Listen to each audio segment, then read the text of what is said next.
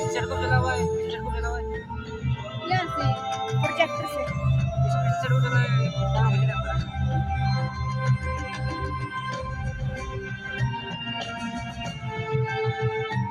इसमें बस यही चलता है और चलता कुछ नहीं।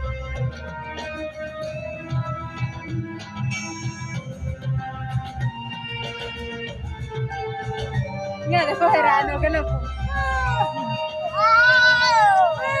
वाव।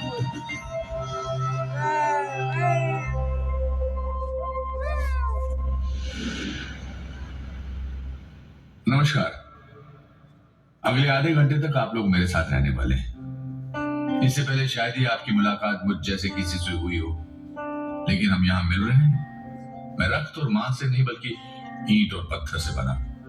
मेरी आवाज और सीढ़ियों में नयापन दिख सकता है, लेकिन सच्चाई ये है कि मैं यहाँ इस पहाड़ी पर 19वीं शताब्दी से खड़ा हूँ। मेरी जिंदगी केवल मुझ तक ही सिमटी नहीं है, बल्कि ये शिमला की भी जिंदगी और दास्तां है। मेरा नाम बेंटनी है। ये ऐतिहासिक महल मैं ही हूं।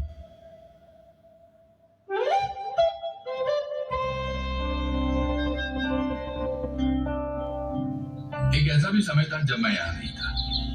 यहाँ कोई शहर नहीं था, ऊंची ऊंची इमारतें नहीं थी, बस एक पहाड़ी और घना जंगल।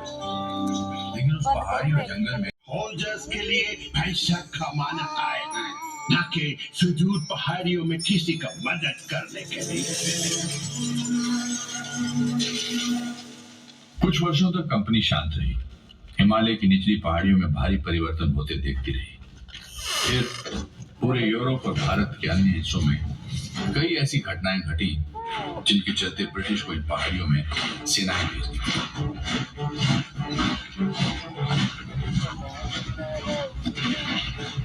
शिमला में जमकर लड़ाइयां हुई और मुठभेड़ हुई।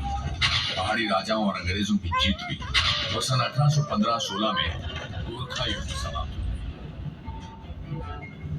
2 वर्षों के भीतर ही ईस्ट इंडिया कंपनी की सेना के अधिकारियों ने इन पहाड़ियों को घूमना टटोलना शुरू कर दिया।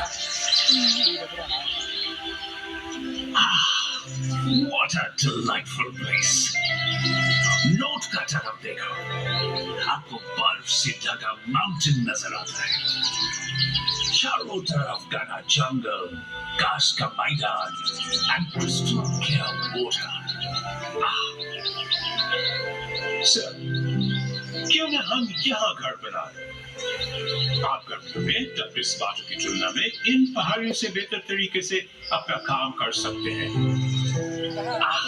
कमाल का आइडिया! हम उस पहाड़ी पर घर बनाएगा। What's that?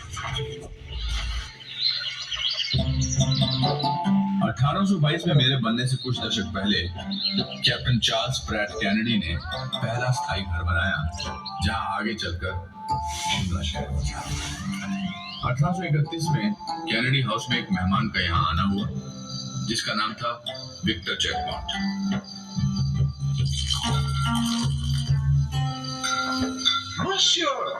ये गांव तो रईसों, निकामों और रोगियों के लिए एक रिजॉर्ट है। मॉन्सियर जैकमॉन्ट, एक बॉटनिस्ट होकर भी आप कितना अच्छा मजाक करते हैं। शुक्रिया कैप्टन केनेडी, मुझे हफ्तों से पानी का स्वाद नहीं मिला है। आपका भरा हुआ सेलर देख के मजा आ गया। कुछ वर्षों के भीतर मेहमान नवाज कैनेडी के यहाँ और भी कई खास मेहमान आए। गवर्नर जनरल लॉर्ड एमहर्स्ट का 1828 में आना हुआ और उसके अगले वर्ष ब्रिटिश इंडिया आर्मी के कमांडर इन चीफ लॉर्ड कॉम्बरमेयर यहाँ पधारे। तब तक ये एक छोटा सा गांव ही था। कॉम्बरमेयर का यहाँ आना शिमला की तकदीर के लिए एक अच्छा संकेत था। यहाँ सबसे पहले इमारतों का निर्माण कार्य उन्होंने ही शुरू किया। एक झील के ऊपर उन्होंने एक वाटर टैंक और पुल बनवाया, जहाँ आज भी उनका नाम लिखा हुआ है। 2 वर्ष बाद 1830 में पटियाला और कंथाल के शासकों से यहाँ की मुख्य जमीनें ले ली गई, जिन पर यह शहर बसा है। ऐसा लगता है ये जमीन मेरे आगमन के लिए ही तैयार की जा रही थी। वर्ष 1831 तक इस जगह पर 60 घर थे। इस जगह को अलग अलग नामों से जाना जाता है, शिमला, शिमला और शिमला। हो सकता है कि ये नाम पटिया से पाटे गए और छोटे मंदिर शिमलिया या स्थानीय देवी शमला देवी के नाम पर ही, लेकिन ये चीज इतिहास के पन्नों पर कहीं खो गई है और इस बात को हम निश्चित तौर पर शायद कभी नहीं जान पाएंगे। मुझसे ठीक नीचे उतरने वाली सड़क पर कालीबाड़ी मंदिर है।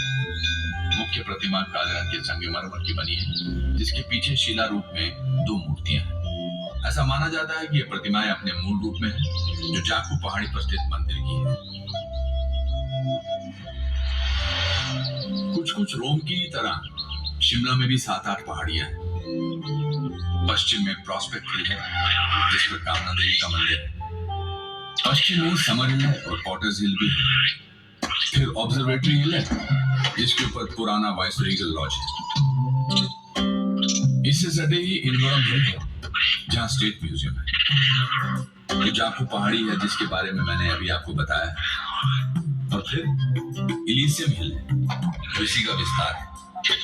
इस पर ऑकलैंड हाउस स्कूल व अन्य इमारतें हैं। और अंत में ये पहाड़ी है, जैसा कि आप अनुमान लगा सकते हैं, इसे बेंटनी हिल कहा जाता है। लेकिन शिमला में अलग अलग धर्मों के कई पवित्र स्थान हैं, जो एक दूसरे के आसपास ही।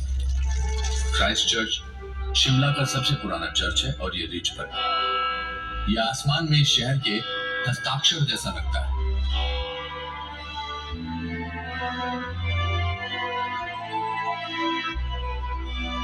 यहाँ से ठीक ऊपर की पहाड़ी पर आज जिस जगह ग्रैंड होटल है, 1829 में British governor general William Bentinck के रहने के लिए बेंटिंग कासल बना था।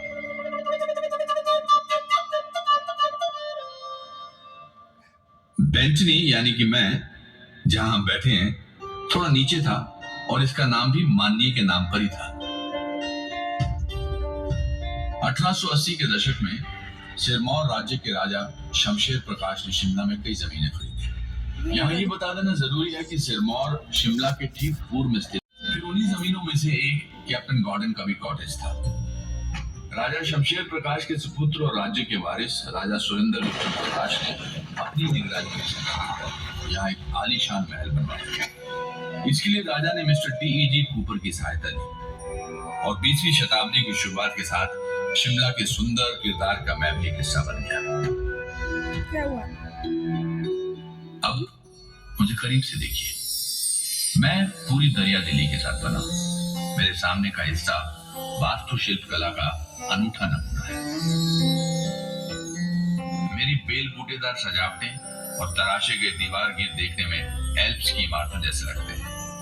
मेरी छत पर बुर्ज बने हुए हैं और बरामदे के ऊपर पगोड़ा है, जिसमें सरदोजी का काम किया गया है।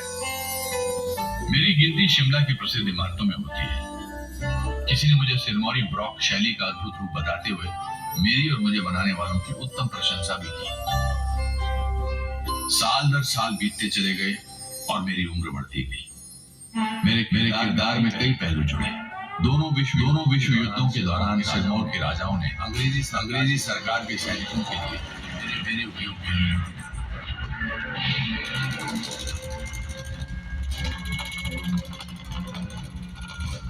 दूसरे विश्व युद्ध में यहाँ प्रिजनर ऑफ वॉर सेक्शन रहा। ये ऑल इंडिया रेडियो से अटैच था। यहाँ से ज्यादातर इटली के उन बंदियों का संदेश भेजा जाता था जिन्हें धर्मशाला के पास योल में दफना दिया गया था। आजादी की ठीक बाद मशहूर अखबार द ट्रिब्यून जो लाहौर में था, यहाँ से छपना शुरू हो गया और इसके चंडीगढ़ शिफ्ट होने तक यही चलता रहा। ओ हाँ, क्या आपने बाहर की रेलिंग्स देखी जिस पर सिरमौर का राज्य चिन्ह अंकित है? ये रेलिंग्स सिरमौर की राजधानी नाहन में ढलवा लोहे से बनाई गई और ये ढलाई खाना हिमाचल में आने वाले प्रथम उद्योगों में से एक है। ये रेलिंग्स और शानदार दरवाजा लगने से पहले ही मैंने शिमला म्यूनिसिपैलिटी को वचन दिया था कि प्रॉपर्टी के भीतर लगे देवदार के विशाल पेड़ों को कोई नुकसान नहीं होगा और इनमें से 2 पूज्य वृक्ष अभी भी हैं। जाहिर है कि शिमला में बंदरों की भरमार है, जो इन पहाड़ियों की टहनियों से झूला झूलते रहते हैं और अपनी हरकतों से मेरा मनोरंजन करते रहते हैं।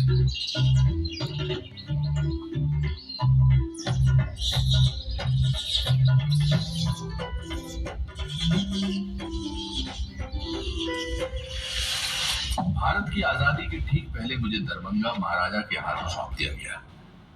1957-58 में दरभंगा के महाराजा सर कामेश्वर सिंह ने पंजाब सरकार को एक प्रॉपर्टी किराए पर दी। शुरू में पंजाब सरकार की कई विंग्स और बाद में हिमाचल की पुलिस कई वर्षों तक यहाँ रही। शिमला इतना भव्य था कि हिल स्टेशंस की क्वीन कहलाता था। मेरे सामने वाली सड़क के उस पार टेलीफोन एक्सचेंज है और टेलीग्राफ ऑफिस है। ये दुनिया के पहले ऑटोमेटिक टेलीफोन एक्सचेंज में से एक था। पास ही में YWCA है और इस जगह पर कभी मौसम विज्ञान का कार्यालय था।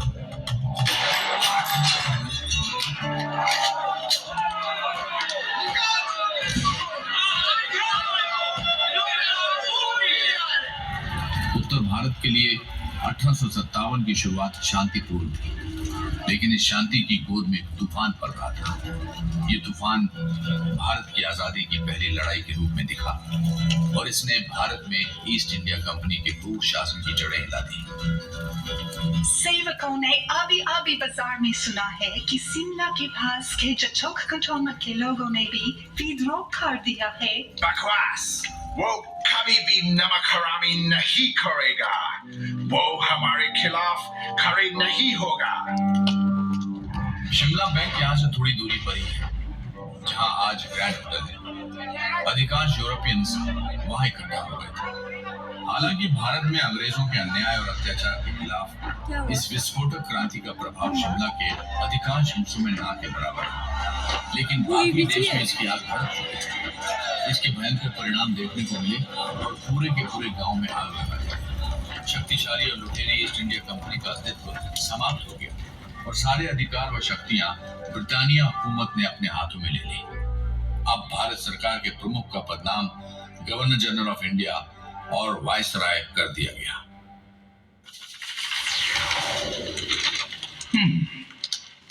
मुझको लगता है कि भारत का secretary of state sir Charles Wood Shimla को समर कैपिटल बनाने को मान जाएगा।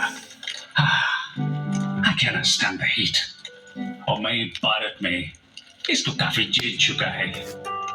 सर जॉर्ज, उस उमा स्पैरा जितना काम हम 10 दिन में पूरा करेगा, वो तो यहाँ 1 दिन में हो जाएगा।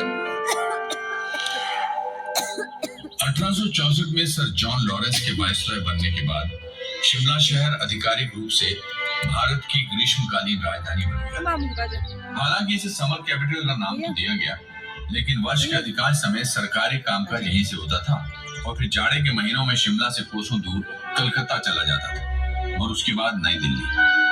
ये गांव शक्ति का केंद्र बन गया था। वायसराय के शिमला के थंडर क्लाउड हाउस से धरती पर मनुष्य की आबादी के 5वें हिस्से पर शासन चला करता था। क्या कोई लड़ाई चल रही है बाबा? इतने सारे लोग हाथियों और घोड़ों पर बड़े-बड़े बक्से लादकर कहां ले जा रहे हैं? वो बस भारत सरकार की फाइल्स और पेपर्स कलकत्ता से शिमला और शिमला से कलकत्ता ले जा रहे हैं। क्या तुम्हें पता है कि जब भारत सरकार कोई फैसला लेना नहीं चाहती तो वो क्या करती है? क्या करती है बाबा? फाइल पर एक टिप्पणी कर दी जाती है। कलकत्ता में चर्चा करें या शिमला में चर्चा करें और इस तरह वर्षों बीत जाते हैं। अच्छा। और तब तक उस अधिकारी के रिटायर होने या वापस इंग्लैंड जाने का समय हो जाता है।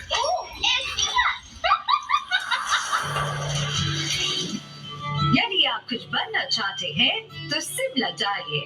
यदि आपको किसी से शादी करना है तो शिमला जाइए। ये ब्रिटिश एम्पायर के सबसे शानदार आउटपोस्ट है और वाइस रीगल लॉज का न्योता कभी भी मत ठुकराना। शिमला में अपनी तकदीर आजमाने वाले आकर्षक नवयुवकों का जमावड़ा लगता है। यहाँ ग्रास विडोज यानी कि अपने पति द्वारा छोड़ दी गई या पति से दूर रह रही ऐसी शादीशुदा औरतें आती थी जो मैदानों की तपती धूप और अपने पतियों दोनों से ही छुटकारा चाहती थी। फिशिंग फ्लीट के सदस्यों के रूप में अविवाहित ब्रिटिश नवयुवती पानी के जहाजों से यहाँ पतियों की तलाश में उनकी यात्राओं के पहाड़ों के संकरे रास्तों के पीछे आकर समाप्त हो जाती है। वहाँ ब्लैक हार्ट्स नामक एक गुप्त क्लब था जिसके सदस्यों को ओपन रिलेशनशिप में रहने की छूट नहीं थी, लेकिन इसके उलट खुले संबंधों को कभी रोका नहीं जा सका। इस महीने पिकनिक, डांस, थिएट्रिकल्स आदि कई बार हुए और मैंने जमकर मजा किया। रडियार्ड किपलिंग ने शिमला से अपनी आंट को लिखे एक पत्र में यही बात कही। भविष्य के नामी लेखक और नोबेल पुरस्कार विजेता किपलिंग ने शहर के गौरवमयी वर्षों के बारे में लिखा। उन्होंने शिमला से साहित्य के कुछ अमर किरदार रचे, जैसे कि मिस हॉक्सबी असली जिंदगी से जुड़ी किरदार थी और इनमें मौजूद थे। रडियार्ड किपलिंग इस शहर से जुड़े बड़े साहित्यकारों में अकेले नहीं थे। समय के साथ इस सूची में कई बड़े नाम जुड़े, जिसमें नोबेल पुरस्कार विजेता और भारत के राष्ट्रगान के रचयिता रविंद्रनाथ टैगोर शामिल हैं। एवं काय, इद्रीस शाह, निर्मल वर्मा, कृष्णा सोपती, मोहन राकेश, भीष्म सानी और रस्किन बॉन्ड जैसे लेखकों और उपन्यासकारों का संबंध भी शिमला से रहा। एमेचर ड्रामेटिक क्लब के सदस्य पेशे से कलाकार हैं, और उनमें से कुछ शौकिया तौर पर सरकारी नौकरी में हैं। किसी भी प्रोफेशनल कंपनी के लिए शिमला में कोई गुंजाइश नहीं है, क्योंकि स्थानीय शौकिया कलाकार किराए पर थिएटर नहीं देने वाले। इसका कारण ये है कि वो हमेशा रिहर्सल करते रहते हैं और भूमिकाएं बदलते रहते हैं, और उनमें प्रमुख भूमिकाओं को लेकर लगातार टकरार होता रहता है। 20वीं शताब्दी के शुरू में लेखक डोज ने शिमला के मशहूर एमेचर ड्रामेटिक क्लब के बारे में यही कहा। जानी मानी हस्तियों ने अपने कार्यक्रम प्रस्तुत किए और यहाँ से कई कलाकार अपने करियर में ऊंचाइयां छू चुके हैं।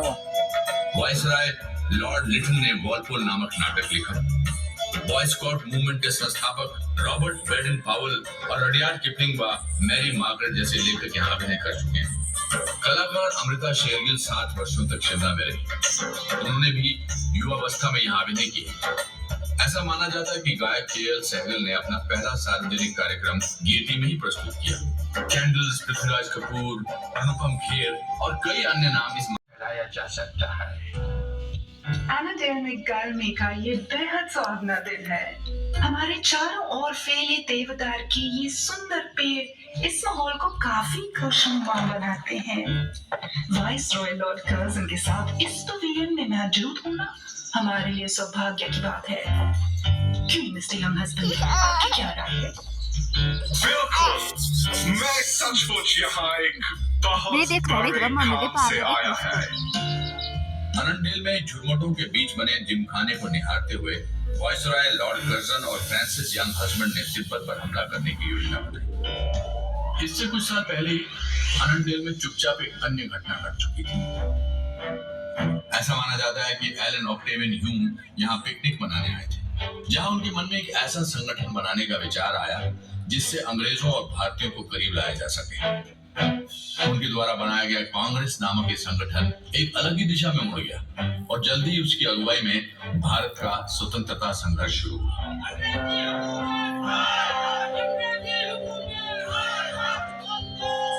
एक बात और, डुरंट फुटबॉल टूर्नामेंट जो आज भी खेला जाता है की शुरुआत अनंडेल से हुई।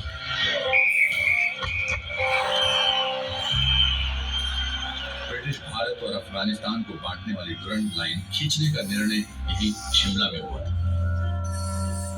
अंग्रेज भारतीयों को सरकार में प्रतिनिधित्व देने से मुकर चुके थे। जलियांवाला बाग में हजारों मेहनतियों को मौत के घाट उतारने वाला जनरल डायर कुछ समय शिमला में भी रह चुका है। अब शिमला की पहाड़ियों से भी आजादी के लिए आवाज उठती है।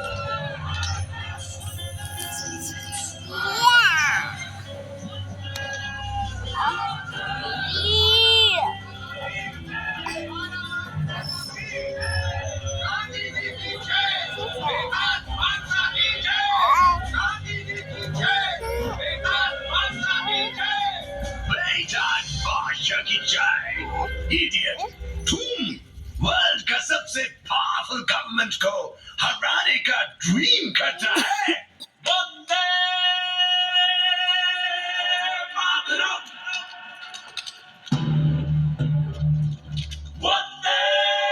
मैंने इस पहाड़ी से देखा है कि हजारों वर्षों की हुकूमत कैसे सिर्फ 3 दशकों के भीतर समाप्त हो गई। 1921 में भारत के ब्रिटिश वायसराय लॉर्ड रेडिंग ने